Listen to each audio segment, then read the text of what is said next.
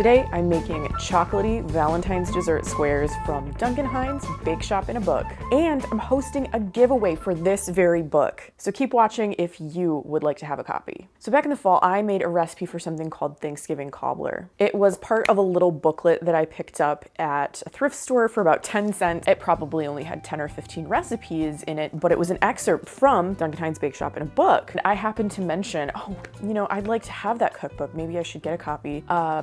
I ended up with 3 copies, hence the giveaway. I ended up buying a copy of this for myself, but then I had a dear close friend in real life purchase me a copy, and then I had one of my lovely viewers also purchase a copy for me. So that's why I've decided to give one away so that someone else can also enjoy this book. And it is a really good book. First off, you gotta love that it is a binder. And I've talked about my love of binder cookbooks before. This one you can actually like open, Trapper Keeper-esque. It just has a whole bunch of just really wonderful recipes that all start with a cake mix. Sometimes if you're trying to bake with like a shortcut, or maybe you're trying to use up some items in your pantry, I know that I have a lot of cake mixes in there, this would be a great book to look through and find some recipes. Also, I don't know if you've ever heard of the Cake Mix Doctor and her books. I like to think that Duncan Hines was a bit of a pioneer in that realm with this bake shop in a book. The cookbook is not arranged by chocolatey desserts or anything like that. It's all desserts, you guys. If you come here, you're gonna get a sugar high. It's arranged by month,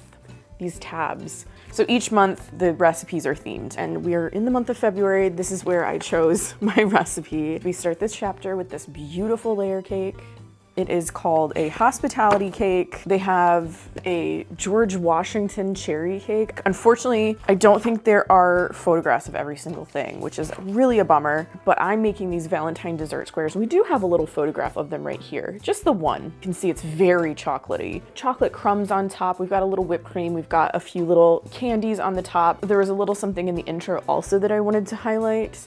It says, as you browse the bake shop in a book, you may be tempted to celebrate Christmas in July or serve breakfast muffins for dinner. I mean, let's get crazy. The Easter Bunny would make an adorable centerpiece for a child's birthday party, whenever the happy day may be. Duncan Hines tells you, do what you want when you want. You don't have to limit yourself to having these dessert squares in February. You can have them at Christmas time. You can have them at your 4th of July picnic. Get crazy here with these desserts. I like the way that Duncan Hines thinks. In this case, I don't know much about him. Just to show you a few more of the lovely photographs in this book, we have a Lady Baltimore cake.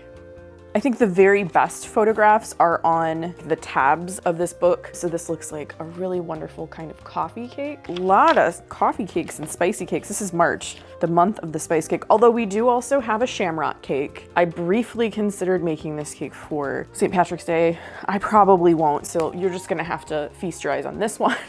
Oh heck, May is my birth month, and look at these wonderful cupcakes, filled cupcakes with all of the garnishes. They just look so tempting. Maybe I'll have to make those for my birthday. We'll see. You saw what I made for my birthday last year. If you haven't seen that video, I'm gonna go ahead and link it in the cards, like up in the corner and in the description down below, because I made myself a really special cake. Ooh, speaking of really special cakes, look at this sort of late 70s, early 80s style wedding cake. I actually love the way this looks. I kind of love how it's a little bit over the top. I worked in a bakery when I was a teenager, and I loved looking at these like wedding toppers. From what I understand, they can be kind of difficult to find, like the vintage ones. The shop I worked in was pretty old, so the toppers, you know, they've definitely been around for a while. They were probably considered vintage at the time. Ooh, look at these. These are Black Cat cookies. How cute. How cute for October. Oh, here it is. The recipe I made back in the fall that sort of inspired me to want this book is right here, Thanksgiving Cranberry Cobbler.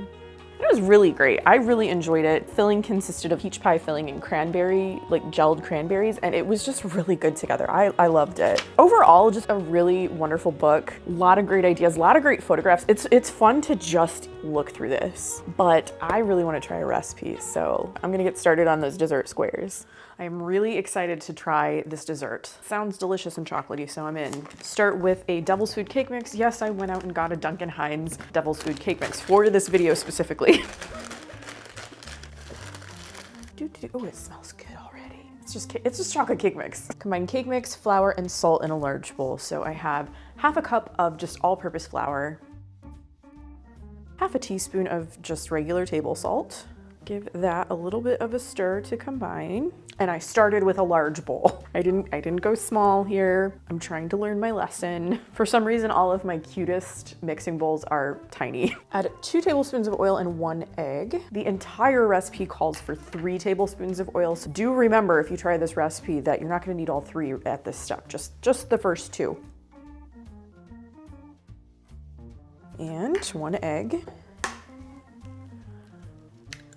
And it says to combine with a fork or a pastry blender. This is going to be like your crust and your crumb toppings. It's not gonna mix up like a regular cake mix. You're not gonna have full on batter. Are you making any special treats or desserts for Valentine's Day? I do have a Valentine's Day recipe from last year for M&M cookies, so I'll go ahead and link that in the description down below. Truly, I wanna go in with my hands. I don't know, I just feel like it might end up a little bit better. Yeah, this is gonna give me, I think, like a little bit of a better feel for how mixed it is. You can see it's kind of like just crumbs here. Measure 3 cups of the crumb mixture into a 13 by 9 by 2 inch pan. Got a glass dish that is 9 by 13. 1. It doesn't say anything about greasing the pan, so I'm not gonna do it. 2, 3. Set the rest of your crumbs aside for later. Press firmly into bottom and about 2/3 of the way up the sides of the pan. We will be forming our crust.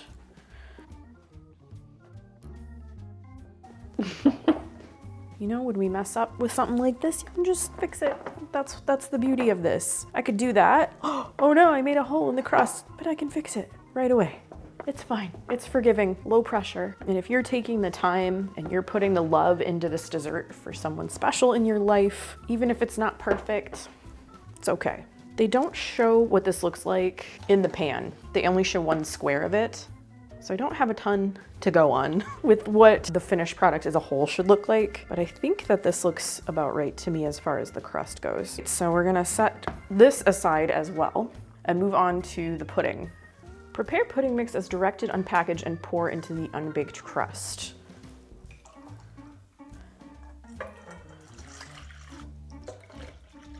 This is instant pudding, this is not cook and serve, if I didn't already say that.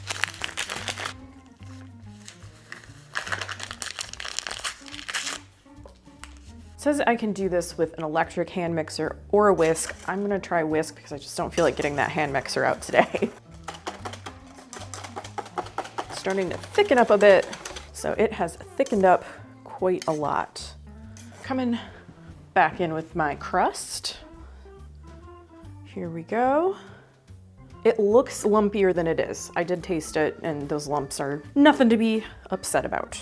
And you knew this was coming out, right? Just one of my favorite tools in the kitchen. Perfect for something like this where you have to spread something out. Very easy and comfortable to use. I have an offset spatula linked in the description below this video if you'd like to pick one up for yourself. I use it all the time. Trying to get it kind of even. So remember this? These are the leftover crumbs from the crust that we made. So to these you add your remaining 1 tablespoon of oil from earlier.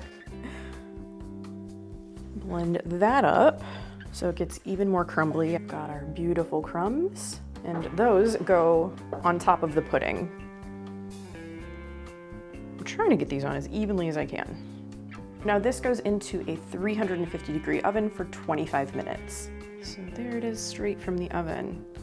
Bit jiggly just yet. I'm supposed to let this cool at room temperature for 1 hour and then chill it thoroughly before cutting it into squares. So what I think I'm gonna do is let it sit for an hour and then chill it overnight, and then I'll come back tomorrow to give it a try. So while I'm waiting on my dessert squares to chill overnight, let's talk about this giveaway. I mentioned in a previous video that I ended up with 3 copies of this book. I am so grateful to my friends and my viewers who purchased this book for me, and then I purchased a copy for myself. That's one of the reasons I decided to do a giveaway. The other one being, I said when I became monetized, I would give one of these books away, and I did. I did officially become part of the YouTube Partner Program, I believe on January 26th. It was very, very exciting. I have had this channel not quite 2 years. It was maybe more like 1 year and 10 months. I've really been sort of working at it, trying to get those watch hours, trying to get those subscribers, and I couldn't have done that without you watching. I do make the content, I do put a lot of work into it, but my viewers, my subscribers, you really helped me get there. So I can't tell you how much I appreciate that, taking the time to watch my videos, leaving comments, thumbs up, all of that helped me get to where I am. In appreciation, I would just like to give away a really great cookbook. It is